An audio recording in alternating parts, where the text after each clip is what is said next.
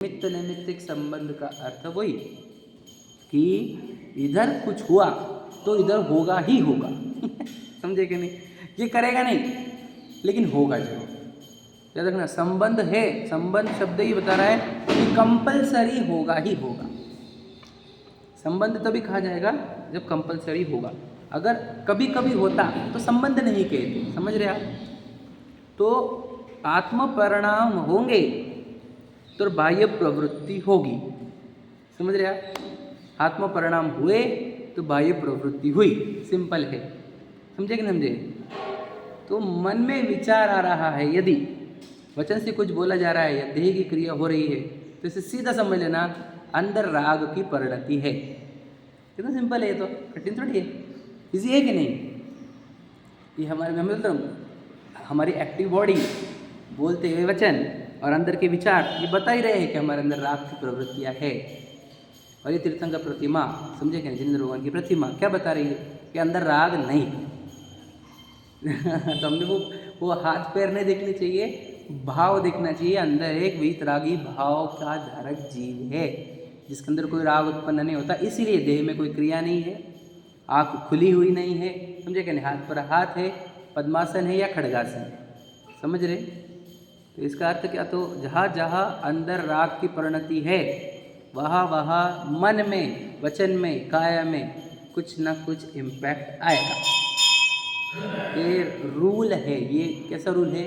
ये दुनिया की कोई ताकत इस रूल को चेंज नहीं कर सकती। ये त्रैकालिक नियम है, ये सिद्धांत है समझे कि नहीं? सिद्धांत है ये, याद रखना। अगर ऐसा ना हो तो हम शरीर की एक भी क्रिया का दंड उस जीव को दे ही नहीं पाएंगे, समझे क्या नहीं? अगर हम कोर्ट में लेकर गए एक व्यक्ति को कि इसने मर्डर किया, वो बोलेगा मैंने किया ही नहीं, जो शास्त्र बताएंगे जिनवानी समय सार जी, वो बोलेगा देखो यहाँ पर लिखा है कि शरीर का क्रिया का कर्ता आत्मा नहीं है, और वो बच जाएगा। समझ लीजिए ध्यान से, समझ रहे क्या कह रहा हूँ मैं? तो ये तो नाइंसाफी हुई, अन्याय हुआ कि नहीं हुआ? बताओ। ऐसे कथन से तो हम भी बच जाएंगे ना, फिर खाएंगे अभक्ष, ठीक है नहीं, पहनेंगे कुछ भी है, दुनिया में कहीं पर भी जाएंगे तो ऐसे भी व्यभिचार करेंगे और बोलेंगे हमने थोड़ी किया है ये। तो सब देह की क्रिया, जड़ की क्रिया हम थोड़ी कर रहे हैं। बहुत से लोग ऐसे बोला क्या, आलू भी खाते हो बोलते हैं हम थोड़ी खा रहे, वो ऐसे बोलने वाले भी लोग हैं, बोला क्या? ठीक है, सुने कि ना बोलने थोड़ी खा रहे, बोले वो शरीर खा रहा है, लेकिन जड़ की क्रिया को कौन ध्यान देंगे उसके पास? समझे कि नहीं? ये बात आपको मैं ज़्यादा विस्तार इसलिए कर रहा हूँ ताकि आपको भूमिका क्लियर हो जाए। भूमिका क्लियर हो जाएगा, आंसर क्लियर होगा कि फिर तो याद रखना, फिर तो कोर्ट केस कोई चक्कर ही नहीं रहेगा। पूरी न्याय व्यवस्था बंद कर दो, पूरे कोर्ट पुलिस सब बंद कर दो। क्यों? क्योंकि कोई क्रिया कोई कर ही नहीं रहा। समझे कि नहीं समझे? कि किसी को कोई दंड नहीं, किसी को कोई अपराधी ही नहीं। समझे कि नहीं समझे? बात समझ रहे आप? फिर समय साहब जी की बात करते गलत है क्या? वो बताऊंगा मैं आपको, आशय समझनी पड़ेगी हर चीज़ की, है ना? समय साहब जी का कथन भी गलत नहीं है, समझे क्या नहीं? और ये जो कथन है ये किसका है? ये भी तो ग्रंथ का ही है, जिनेंद्र भगवान की कथन है ना, तो चरणानी वाले, है ना? तो पहला जो चीज़ हमारे को याद रखनी हमेशा के लिए कि आत्म परिणामों का और बाह्य प्रवृत्ति का निमित्त नैमित्तिक संबंध है। इसको रिकॉर्डिंग पे लगा देना अपने कान में, ठीक है, या अपने चिंतन में। आत्म परिणामों का और बाह्य प्रवृत्ति का निमित्त नैमित्तिक संबंध है। तो इसका अर्थ क्या? बाह्य प्रवृत्ति में क्या पकड़ना? शुरुआत मन से, मन वचन काया। जहाँ जहाँ अंदर आत्म परिणाम में कुछ होगा वहाँ पर मन में कुछ आएगा, वचन में कुछ आएगा और देह की क्रिया होगी ही होगी। यही आज तक की रीति है, अनंत काल तक यही चलेगा। यही एक प्रक्रिया है सबके लिए, इसी रूल पे सभी जीव है, कोई चेंज नहीं कर सकता इसको, ठीक है? पहला पार्ट समझ में आ गया? तो इसका अर्थ क्या कि तू ये बोल रहा है कि देह की क्रिया ऐसी हो गई, इससे हमारा कोई कनेक्शन नहीं, तो ये तेरी बात गलत है। क्यों? देखो लिखा है। हाँ, आत्म परिणाम में अभिप्राय प्लस परिणाम दोनों आएंगे, क्योंकि देखो परिणामों का भी कनेक्शन अभिप्राय से जुड़ता है। देखो परिणामों के विकृत होने के दो कारण होते हैं, एक अभिप्राय का विपरीत होना और एक असंयम। समझे क्या? तो हम सिर्फ अभिप्राय ही नहीं बोल सकते, असंयम भी रह सकता है वहाँ पर, ठीक है? तो फिर वो भी जीव जानता है ना कि ये जो विकृत कार्य हो रहे हैं ये मेरे असंयम के हैं। समझे कि नहीं समझे? बात समझ रहे हैं क्या? समझे नहीं समझे? देखो समझ लिया, अभिप्राय सम्यक हो गया हमारा। तब भी देह में गलतियाँ है, जैसे चक्रवर्ती, रानियाँ, समझे कि नहीं? तो अब वो बोलेगा कि नहीं मैं थोड़ी कर रहा हूँ। अब देखो अभिप्राय में तो वो अकर्ता गया है कि नहीं है, और वो 96,000 रानियाँ तो बोले मैं थोड़ी कर रहा, देह की क्रिया कर रही है, ऐसा नहीं समझता वो।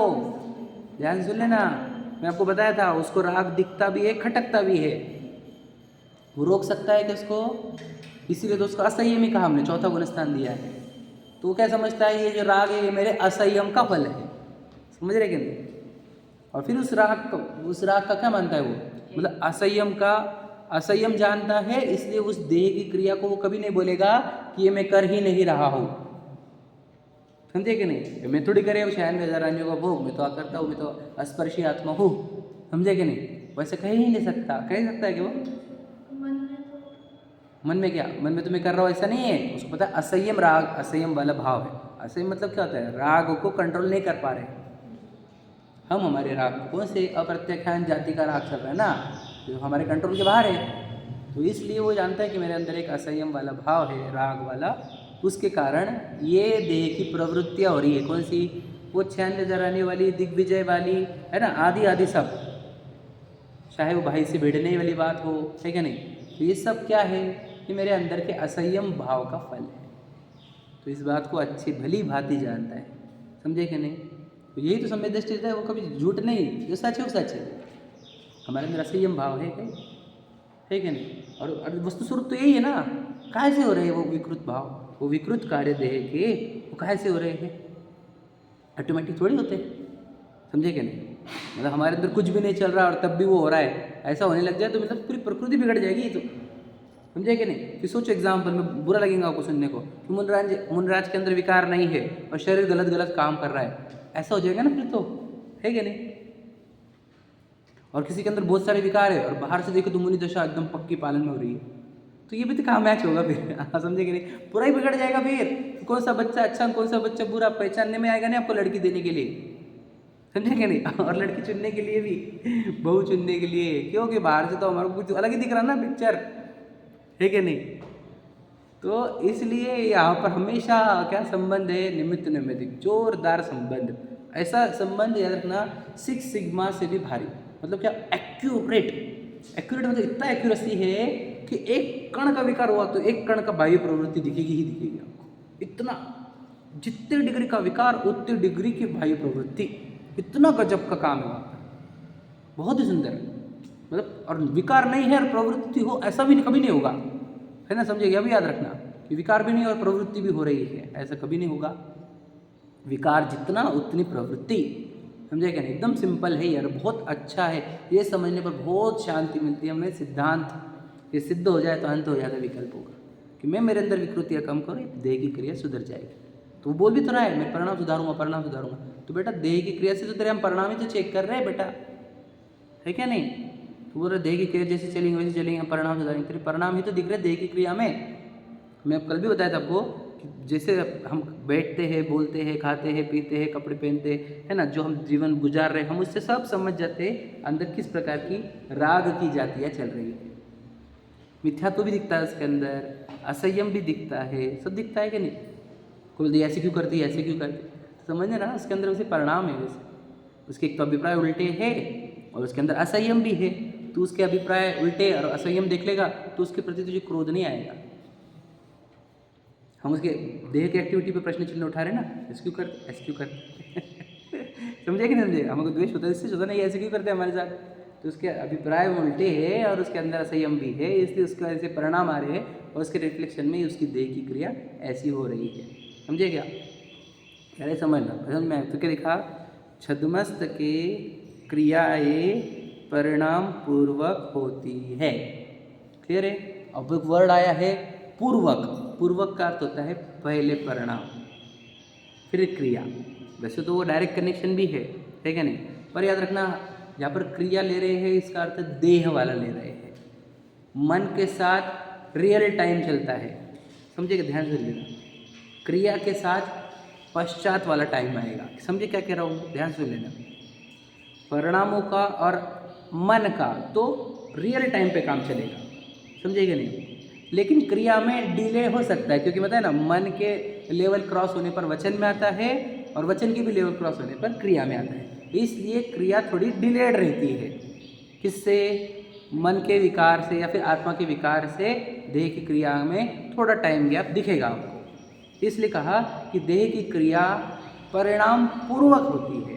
परिणाम पूर्व में होंगे, देह की क्रिया पश्चात होगी। समझ रहे? क्लियर हो रहा है ये? कभी भी देह की क्रिया में डिले रहेगा, याद रखना, है ना।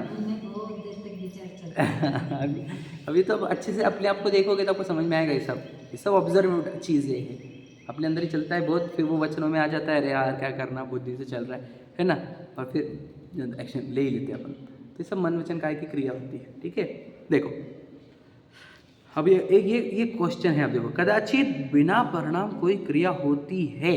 देखो अब ये वर्ड है कि कदाचित कोई क्रिया, देखो लिखा है बिना परिणाम की भी हो रही है, ऐसे लिखा है, वर्ड लिखा है कि देखो, कदाचित परिणाम बिना परिणाम कोई क्रिया होती है, सो परवशता से होती है। अब ये क्या हो गया?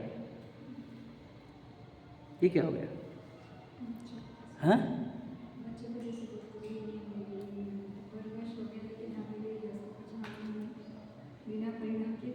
सामने वाले की वजह से हुआ ना, उसने बोला इसलिए मैंने ऐसा किया।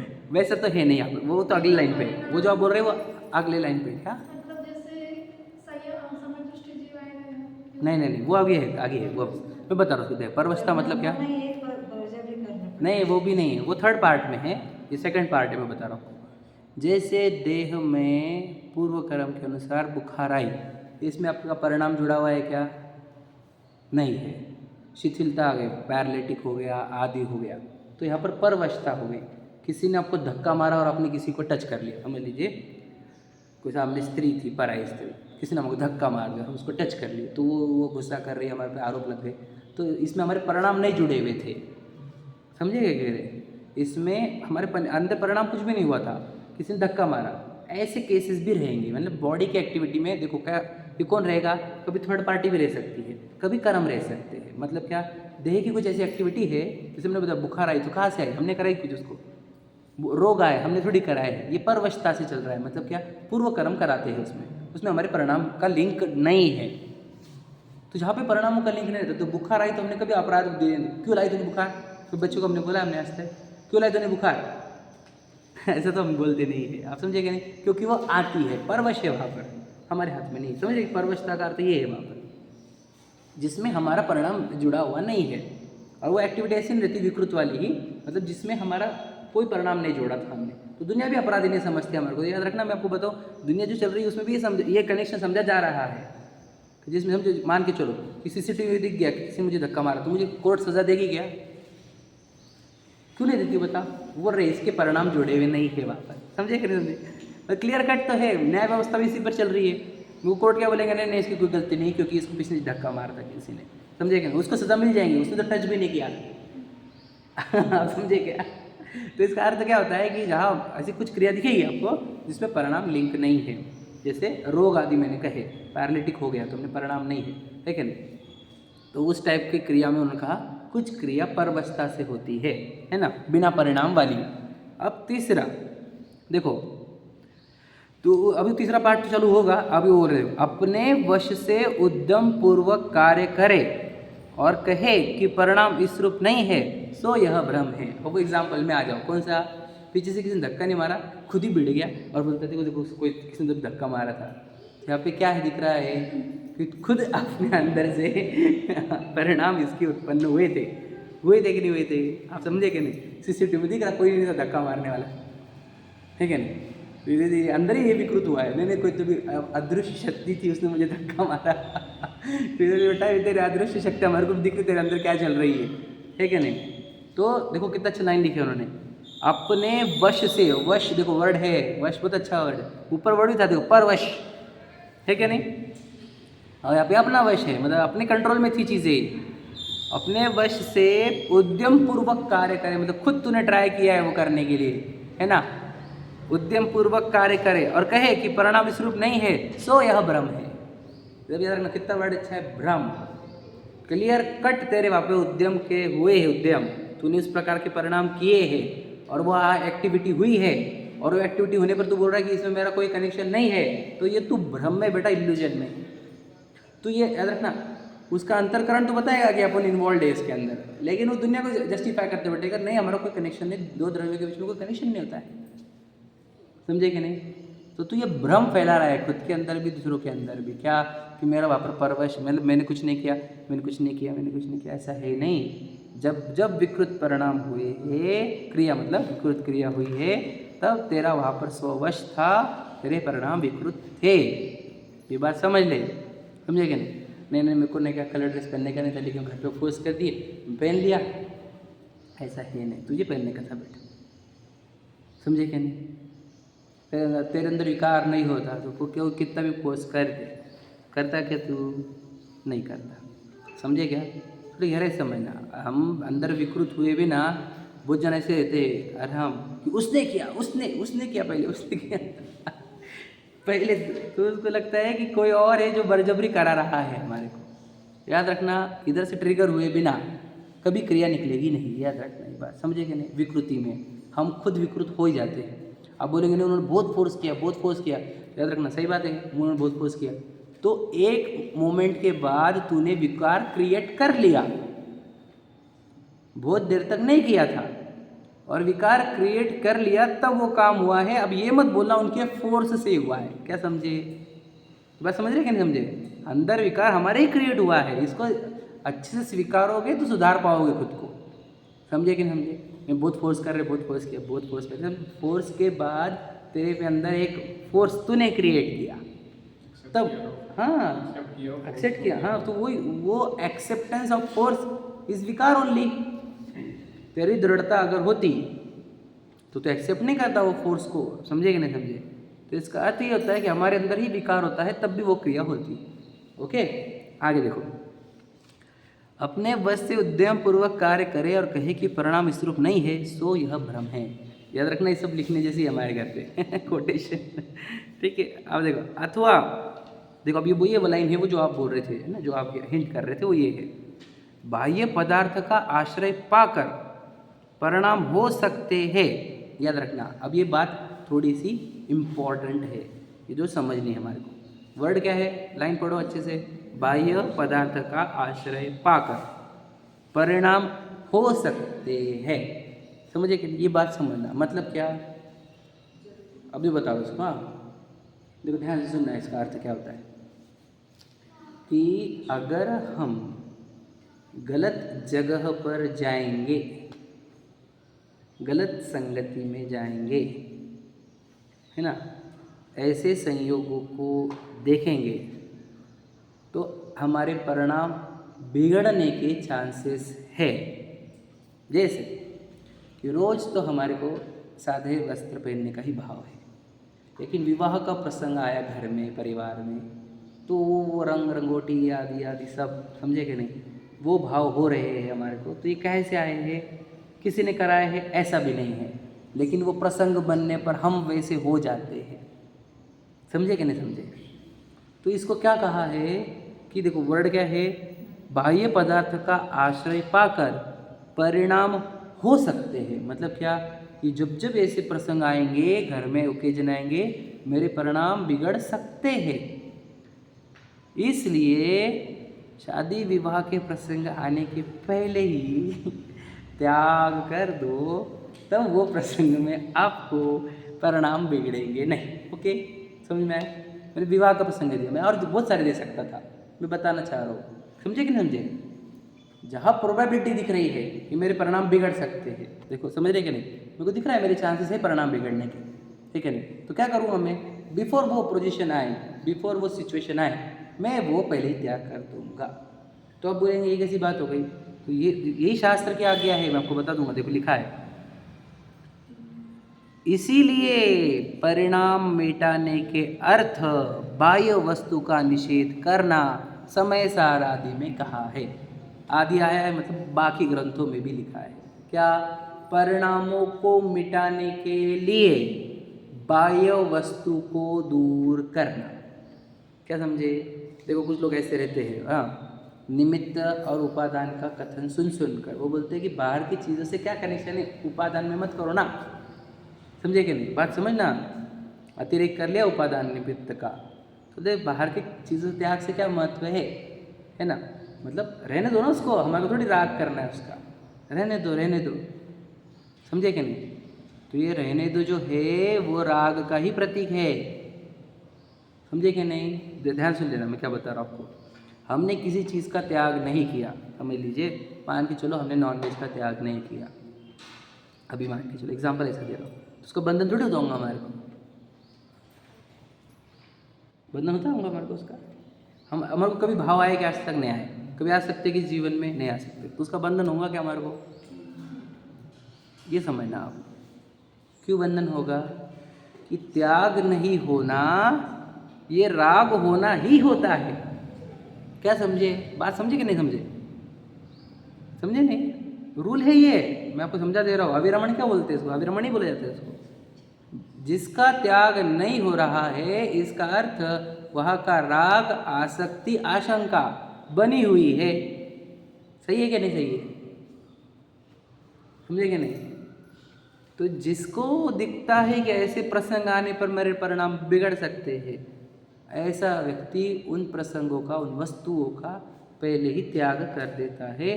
तो जहाँ ये रखना, परिणाम बिगड़ने के जो जो निमित्त होते हैं उनका त्याग करने को शास्त्र की आज्ञा है। विचार करो, अगर ये ऐसा ना होता कि घर में रहकर परिणाम नहीं बिगड़ते, घर थोड़ी परिणाम बिगाड़ता है, पत्नी परिणाम बिगाड़ती है क्या, बच्चे परिणाम बिगाड़ते हैं क्या, फिर दीक्षा क्यों लेने की, प्रश्न है।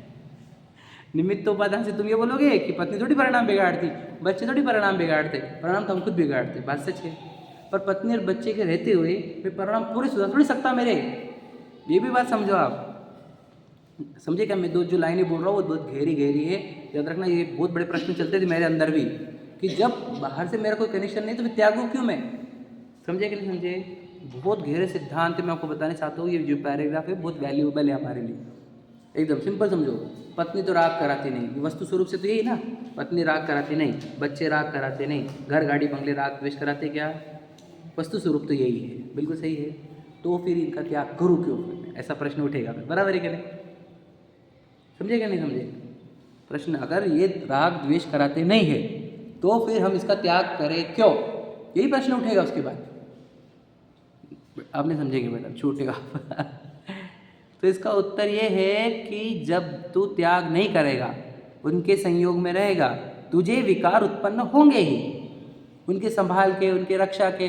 वो कुछ बिगड़ कर दे, रुक जा, ये मत करो, अरे ऐसे मत करो, तेरे तू बोलेगा भी नहीं तो अंदर तेरी वृत्तियाँ उठती ही रहेगी, उससे तू बोलो पूर्णतः निर्विकारी नहीं हो सकेगा। इसलिए जहाँ हमारे परिणाम बिगड़ने की आशंका होती है उसका भी त्याग किया जाता है। समझे कि नहीं समझे, बात समझ रहे आप। नहीं, इससे क्या होता, उससे क्या होता, उससे क्या होता, भैया जो परिणाम बिगड़ने में निमित्त होते हैं उनका त्याग करने की आदेश जिनवानी का हमारे, समझे कि नहीं। मैं तो सोचो तीर्थंकर, मैं आपको पहले बोल चुका, अभी एग्जाम्पल दिया, तीर्थंकर जो जीव थे जिनके गर्भ कल्याणक भी हो चुके, जन्म कल्याणक भी हो गए हैं, इसी भाव से मोक्ष से पूरी दुनिया जानती है, वो क्यों दीक्षा ले रहे बताओ यार, सिंपल प्रश्न है मेरा। उनको निमित्त उपादान पता था कि नहीं पता था, ये बताइए पहले। वो शाही सम्यक दृष्टि 10वें भाव से भगवान महावीर पकड़ लो आप, समझे कि नहीं। तो शाही सम्यक दृष्टि है तो निमित्त उपादान पता है कि नहीं उनको, बताओ कि उनको क्या, फिर पत्नी उनको शादी से क्या ऑर्डर थी, उनको शादी कर लेते, क्या दिक्कत थी, क्या शादी से कुछ नहीं होता, कुछ नहीं होता, कुछ नहीं होता, कर लेते, फिर विवाह कर लेते, क्यों नहीं किया, दीक्षा क्यों ली, प्रश्न समझो आप। सोचो वो 10 भाव से आत्मा आराधना कर रहे हैं, बराबर है कि नहीं, आत्मा में लीनता की भावना उनकी 10 भाव से चल रही है, हाँ या नहीं। 10 भाव में छोटे छोटे भाव नहीं, तो देव की गतिविधि थे इसमें, तो मनुष्य में भी स्वर देव राजा महाराजा थे, ऐसे 10 भाव चले उनके। तो निरंतर आत्म भावना बढ़ती बढ़ती कितनी बढ़ गई होंगी, विचार करो, आत्मा में लीनता की भावना कितनी बढ़ गई होगी, ये भी विचार करो। तो ये आत्मा की लीनता की भावना उनकी इतनी बढ़ गई है, तो वो इतने आगे बढ़ गए हैं, तो फिर विवाह से क्या अड़ता था उनका, प्रश्न ये उठता है। और फिर दीक्षा क्यों लेनी पड़ी उनको, विचार करो। इसका उत्तर ये है कि जब तक तुम उन विकारों के संयोग में, जिसके निमित्त से विकार होते हैं, उनके संयोगों में रहोगे, तब तक तुम्हारे को निर्विकार दशा आएगी ही नहीं। समझे कि नहीं? इसलिए इनका भी त्याग करने का हमारे को उपदेश दिया गया है। वही चरणानुयोग शैली है। परिणामों को बिगाड़ना नहीं हमने, इसलिए तो हमने को त्याग करने को कहा है तुझे। याद रखना, जिसका त्याग हुआ उसका परिणाम आना बंद होता है, यदि आपने सही तरीके से त्याग किया तो। याद है कि नहीं? सही कि नहीं? मैंने जिसका त्याग किया उसके परिणाम आना बंद हो जाते हैं। मुझे रूल है ये, नहीं प्रैक्टिकल केवल है। मैं थ्योरी से प्रैक्टिकल से सब करके बता रहा हूँ आपको कि जहाँ अब जिसने सही तरीके से त्याग नहीं किया उसको याद आती रहती है, वो गलत करता है त्याग, उसने सही तरीका नहीं अपनाया। लेकिन जो सही तरीके से त्याग करता है उसको उधर के विकल्प आना बंद होते हैं, मतलब उधर के विकार आना बंद हो जाते हैं। त्याग का और विकार का डायरेक्ट कनेक्शन है। तो त्याग क्या हो गए? अवलंबन हो गए, क्या हो गए? साधन हो गए। जो मैं बता रहा था साधन थे ना वो, तो वही तो परिणाम सुधारने के, है ना, वितरागी होने के साधन है वो त्याग। और वो त्याग को क्या बोल रहा था? निरर्थक। ऊपर बोल रहा था ना वो अकार्यकारी है, ऐसे लिखा था ना, कुछ लिखा था क्या वो प्रश्न में था ना, वो क्या सिद्धि नहीं है, इससे कुछ भी सिद्धि नहीं होता। भैया त्याग से सिद्धि होती परिणामों की, होती क्या नहीं होती? हमने बता दिया आपको। इधर हमने दीक्षा ली तो हमारे को क्या, अब हमारे को पापा मम्मी भाई बहन माता पिता बच्चे ये पत्नी कुछ भी नहीं, तुम तुम्हारी योग्यता से जिएगे भैया, हमारा तुम्हारा कोई कनेक्शन नहीं। तुम उधर कोई गुजर भी गया तो हमको कोई लेन देन नहीं, कोई उधर जन्मा भी तो कोई लेन देन नहीं। 12 साल वो गाँव में भी जाने का नहीं हमारे। अब वो जो दीक्षा ली उनको 12 साल का रूल क्यों है? पता है आपको? सोचो वाला ये सब काहे के लिए रूल लिखे वाले हैं ये बताओ? चरणानुयोग की आज्ञा है ना सब, उनको भी आज्ञा दी गई कि आप 12 साल तक अपने गांव में नहीं जाओगे। ये क्यों आज्ञा दी गई है बताओ? क्यों? वो यही है, परिणाम बिगड़े नहीं। समझे क्या तुम? कितने गजब के काम बताओ मैं आपको। ये सब परिणाम बिगड़ने देना नहीं है, इसलिए सब आज्ञा आपको चरणा में आपको मूलाचार की गाथा बताऊंगा, कितना सही लिखा हुआ है कि अगर मूलाचार का कोई पालन करे तो जीवन में कभी उससे अगर एक विकार ना हो और एकदम अल्पकाल में वो निर्वाण होना ही होना है। इतना निर्विकारी होने की अब सब प्रक्रिया जो लिखी वाली है वो विकार को नष्ट करने की प्रक्रिया है। मैं आपको कल बता चुका है बात क्या, कि यदि मेरे जीवन में कुछ भी खराब आचरण चल रहा है, इसका अर्थ मेरे अंदर उतनी इच्छाएं हैं, उतने राग द्वेष है, उतने मैं दुखी होऊंगा, उतने मुझे कर्म बंधन होंगे, मुझे उतना संसार घूमना पड़ेगा। तो हम जब तेरे को कोई कार्य करने के लिए नहीं बोल रहे हैं, हमारे को उस कार्य का प्रॉब्लम नहीं है, तेरे अंदर के विकार का, इच्छा का, है ना, आसक्ति का निषेध कर रहे हैं हम, जिससे तुझे इस भव को बर्बाद करने की भी डर नहीं लगेगा। हम जब बोल रहे कि ये मत खा, इधर मत जा, ये मत पहन, है ना, मंदिर में रोज आया कर, भक्ति किया कर, ये सब तेरे भलाई के लिए कह रहे हैं, तेरे अंदर से विकार दूर कर रहे हैं हम। ये हम तुझे जीव देख रहे हैं, तेरा ये मनुष्य भाव देख रहे हैं। मुझे पता है तू कौन सी गोल्डन अपॉर्चुनिटी लेकर आया है, इसलिए तू हमारे को चाहे जो गालियाँ दे, है ना, हमारे को तो ये समझ में आता है कि इसके अंदर की विकार दूर करो और इसको भला करो। ऐसे जन्माने की आज्ञा है हमारे को, है क्या नहीं? वो ये बहुत बड़े मुश्किल से आया है जीव, है ना, संसार से भटकते भटकते यहाँ पर मनुष्य में आया। तो हम जो भी उपदेश दे रहे हैं वो उसके विकार दूर करने के लिए ही कर रहे हैं। वो समझता नहीं, उसको लगता है मेरे खिलाफ क्यों बोल रहे, हमारे को ये करने का था, हमारे को वो करने का था। बेटा तेरा जो करने का था ना वही तेरी इच्छा है, वही तुझे याद रखना तड़ पाएगी फिर बहुत। हमने देखा है सबको, है ना। इसलिए कह रहे हैं, क्या कहा कि बाह्य निमित्त मिटाने के लिए भी, त्याग करने के लिए भी कहा है। देखो लिखा है, इसलिए परिणाम मिटाने के अर्थ बाह्य वस्तु का निषेध करना, मतलब त्याग करना, समय सार आदि में कहा है। तुम समझेंगे नंदजी? समझ आए? अब आगे देखो, इसलिए रागादि भाव घटने पर अनुक्रम से बाह्य ऐसे श्रावक मुनि धर्म होते हैं। समझे? बहुत सही लिखा है, मैं आपको बता रहा हूँ। मेरा राग घटते गए, यानी जो हम बता रहे थे विकार कम करते चलो, विकार कम करते करते बराबर अनुव्रत आते हैं, विकार कम कर करते दिग्व्रत शिक्षा व्रत आते हैं, विकार कम हो गए तो महाव्रत आता है, विकार कम होते तो केवल क्या आता है, विकार कम हो गए भगवान बन जाते, सिद्ध बन जाते। तो जो ये तो वही तो प्रक्रिया है, राग अपने अंदर से विकार कम करते चलो सब हो जाता है। समझे कि नहीं? तो विकार मतलब कोई इच्छा, राग द्वेष, मेन तो इच्छा, समझे कि नहीं? उसी के 2 प्रकार है, राग द्वेष। इच्छा घटा के चलो तुम्हारी, है कि नहीं? तो जो चीज़ छोड़ी नहीं जा रही समझ लेना वो हमारी दुश्मन है। क्यों? क्योंकि उसकी बहुत डेंजर आसक्ति लेकर बैठे हुए हैं, समझे कि नहीं? छोड़ी नहीं जा रही, इसका अर्थ क्या? बोलो। बहुत राग, बहुत राग, जिसने यह हमारे संभव कार्य को असंभव कर दिया है। समझे कि नहीं? तो हम बहुत सारे, मैं तो कल आपको बता दिया कि वस्त्र पहनने तक भी एक राग है। बताया शुरुआत में एक्सट्रीम बता दिया आपको मैंने कि भाई वस्त्र भी ऐसे नहीं पहने गए हैं, कि वस्त्र पहनने के पीछे बोलो श्रृंगार एंगल भी है और लज्जा एंगल भी है, मतलब दोनों विकार में ही आते हैं। समझे कि नहीं समझे? फिर वो वस्त्र सफ़ेद पहन रहे हैं तब भी हमने इतने दोष ऐसा बता दिया आपको। फिर वो कलर पहनने के और फिर वो फैशन वाले और फिर वो, तो सोचो विकार के स्तर बढ़ते बढ़ते बढ़ते स्तर है ये सब। और घटते स्तर में ही फिर क्या होगा, कलर से वो वाइट पे आएगा, वाइट से वो मतलब और डिज़ाइनिंग कम हो जाएगी, सरलता हो जाएगी, वाइटनिंग की भी, प्रेस की भी ज़रूरत नहीं, ऐसे ऐसे विकार घटते घटते फिर वो एकदम कम कपड़े लगेगा, फिर बस फिर एक लंगोट और एक गमछा, फिर सिर्फ लंगोट, फिर वस्त्र भी निकल जाएंगे। अब ये विकार कम कम होते जा रहे हैं और वो जीव ऐसा मुनि बनकर फिर भगवान बन जाता है। समझ रहे आप? तो हमारे डे बाय डे विकार बढ़ रहे हैं कि घट रहे हैं, ये भी हमारे को कैलकुलेशन आनी चाहिए। समझे कि नहीं? हमारे प्रतिदिन विकार बढ़ रहे हैं कि घट रहे हैं? सोचो, हमें जिनवानी पढ़कर भी हमारे को देह की श्रृंगार के भाव आते, तो कब होगा हमारा कल्याण?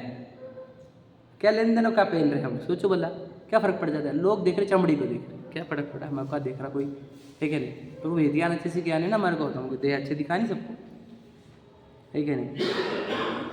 तो समझो ये सब बात क्या से कहा, क्योंकि तू याद रखना, तू ये श्रृंगार के चक्कर में आज देह से एकत्व कर रहा है। कल जब प्रसंग आएंगे बीमारी के, रोग के, निंदा के, है ना, दरिद्रता के, तब तुझे बहुत तकलीफ होगी, क्योंकि तूने अभी ये प्रसंग में भेद ज्ञान का अभ्यास नहीं किया। तो श्रृंगार के चक्कर में एकत्व रखा है, फोटोग्राफी के चक्कर में एकत्व रखा है, तो याद रखना फिर तुझे वो रोगों के काल में भी एकत्व ही रहेगा और उतनी पीड़ा होगी। फिर कि सच्चाई है, रूल है, अभी क्या करें। जब लो न रोग जरा गहे तब लो झटिति निज हित करो, ऐसे लिखा है ना। जब तक निरोग, याद रखना, जब बहाव कमज़ोर है, तेज़ नहीं है, तभी पार कर लेना गाड़ी नौका अपनी। तेज़ बहाव स्टार्ट हो गया ना, मैं आपको बता दूं ना, इधर से दरिद्रता वार कर रही है, रोग वार कर रही है, निंदा वार कर रही है, उतने देर आपको भेद ज्ञान नहीं होगा। तब याद रखना मेरी बात, ये सब गुजरे हुए हम इस पे से, तब भेद ज्ञान नहीं होने वाला, बिल्कुल नहीं। तेरा मन भी याद रखना, इधर से सिर का पेन भी चालू हो जाएगा, बॉडी भी, समझ रहेगा नहीं, तो वो विचार करने की इतनी कैपेसिटी ही बचेगी नहीं कि मैं तत्व विचार कर लूँ और भेद ज्ञान कर लूँ। क्योंकि जब भी वो कर्मों को अपना फल देने का रहता है, तब सबसे पहले वो उसकी मति भ्रष्ट करता है, समझे क्या नहीं, और फिर उसको वो कर्म के फल देता है। ताकि बताओ कि ये भेद ज्ञान कर लेगा तो हम कर्म के फल देते नहीं आएंगे ना, इसको असर ही नहीं पड़ेगा, तो पहले भ्रष्ट करो इसको। तो याद रखना, जिसने अच्छी सिचुएशन में भेद ज्ञान करके अपने आप को तैयार रखा है, वही फिर अगले काल में भ्रष्ट नहीं होता, वो तकलीफ नहीं होती उदय के काल। समझ रहे क्या? तो इसलिए हमें समझना है कि हमको भेद ज्ञान कर करके अपने आप को देह से भिन्न का अभ्यास करो, है ना। परिणाम बिगाड़ो मत किसी भी चक्कर में। हमारे देह की क्रिया हमारे परिणामों का रिफ्लेक्शन है, ये याद रखना हमेशा। क्या कह रहा हूँ मैं? देह की क्रिया परिणामों का रिफ्लेक्शन है, और वचन भी तो परिणामों का रिफ्लेक्शन है। हम ये नॉनवेज जोक मारते हैं, गंदी गंदी गाली देते, ये क्या बता रहा है? बताओ, बातें एक में से बातें करते हुए नॉनवेज करके की करते रहते हैं मुझे क्या ये मुख उसके लिए मिले है क्या? बताओ, समझे कि नहीं? ये ऐसा चाहिए, वो वैसा चाहिए, तुम्हें पता है उसने क्या किया, उसने क्या किया, उसने किया, ये निंदा के लिए थे वचन, ये सब बता रहा है। अंदर तो उसके द्वेष लेकर बैठा है, समझे कि नहीं? और वो खिकी वो राग लेकर बैठा है कि नहीं? खराब चीज़ों के, गंदी चीज़ों के, गुप्त अंग के, समझे कि नहीं? वही चर्चा करता है, वही बातें करता है। गालियाँ निकल रही, कहाँ से निकल रही गालियाँ? कहाँ से निकल रही है? द्वेष से निकल रही, गंदे संस्कारों से निकल रही है, समझे कि नहीं? बोल रहे ना हम, तो ये खराब क्रिया, खराब वचन, खराब विचार, विकृत परिणामों का, यानी आत्म परिणाम का अंदर के राग द्वेष का फल है। हमें वो एक एक करके कम करते चलना है, तब हम अच्छे व्यक्ति बनेंगे। समझ रहे कि नहीं? हम पढ़ते देखो अपन। अथवा इस प्रकार श्रावक मुनि धर्म अंगीकार करने पर 5वें, 6वें आदि गुण स्थानों में राग आदि घटने पर परिणामों की प्राप्ति होती है, ऐसा निरूपण चरणानुयोग में किया है। ठीक है, मतलब क्या ये मुनि दशा कहाँ से आती है? अब ले रहे हम लोग को दीक्षा लेने की, ऐसे नहीं हो। परिणाम बिगड़े, परिणाम तेरे सुधरते हुए चले, इच्छाएं गिरती हुई चली तो अपने आप मुनि दशा आ गई, ऐसा है वो, लेना नहीं पड़ती। याद रखना मुनि दशा आती है, लाई नहीं जाती है। ध्यान से सुने, श्रावक दशा भी आती है, लाई नहीं जाती। समझे कि हर जगह व्रत भी आते हैं, लाई नहीं जाती है, हमेशा याद रखना। तुम परिणाम सुधरते चलो तुम्हारे व्रत आ जाएंगे, परिणाम सुधरते चलो त्याग आ जाएगा, परिणाम सुधरते चलो तुम्हारे जीवन में अणुव्रत आ जाएंगे, महाव्रत आ जाएंगे, अरंत दशा भी आएगी। परिणाम सुधारने का कंटिन्यूस काम चलना चाहिए। तो परिणाम सुधारते कैसे? रोज़ प्रतिदिन अपने रात में सोने से पहले चेक करो मैंने आज क्या क्या खराब काम। प्रतिक्रम उसी के लिए होता है, आलोचना पाठ उसी के लिए होता है। मैंने आज करे क्या खोटे काम, मुझे कौन से खोटे काम छोड़ने हैं, कौन सी विकृतियाँ चल रही मेरे अंदर, है ना, मेरा करंट स्टेटस क्या है, समझे कि नहीं। खुद को चेक कर लिया करो, है कि नहीं। हमारी बैलेंस शीट पता ही नहीं, मैं कहाँ खोटा पड़ रहा हूँ, कहाँ मेरे खराब भाव है, कहाँ मेरे मान कषाय बढ़ रही है, कहाँ मेरा क्रोध कषाय बढ़ रहा है, किसके प्रति मैं आकर्षित हूँ, किसका द्वेष चल रहा है मेरे अंदर, सब देखो। मेरे बुद्धि में किसका बुरा करने के भाव चल रहे हैं, सब सोचो। ये सब और याद रखना, जब तक मैं आपको बताई कल ही बात हुई थी हमारी, ये जब तक तुम अंदर से ये चीज़ें खोलोगे नहीं तुम मुक्त नहीं हो सकते। क्योंकि याद रखना ये गांठें रहती है अंदर, ये गांठें खोलनी पड़ती है एक एक करके, 1 बाय 1, समझे कि नहीं। इसको एक गांठ खोलने को ही निर्ग्रंथ दशा कहते हैं, समझे कि नहीं। गांठें खोलो, एक भी गांठ नहीं होनी चाहिए किसी के प्रति, समझे कि नहीं। अंदर की गांठ इसी को कहा जाता है, बहुत अंदर की गांठ का है वो मतलब क्या, अंदर गांठ लेकर बैठा है, मुंह पे अच्छी अच्छी बातें करता है, समझे कि नहीं। तो ये अंदर की गांठ वाला होता है। तो गांठ अपने को होता ही नहीं एक भी गांठ, जितनी गांठ है उतना दुख, जितनी गांठ है उतनी प्रसन्नता से दूर, है ना, उतना टेंशन डिप्रेशन चिंता, समझ लीजिए। और जितनी गांठें कम उतना शांत, एकदम आनंदित, प्रत्येक जीव के प्रति प्रेम भाव। सभी जीव हमारे को अपने साधन में दिखते, है ना, किसी से बैर ही नहीं, सब जीव दिखते। तो ऐसा हमारा जीवन होना चाहिए। थोड़ा सा बताया, थोड़ा और समझेंगे कल, ठीक है। चलो सहजा।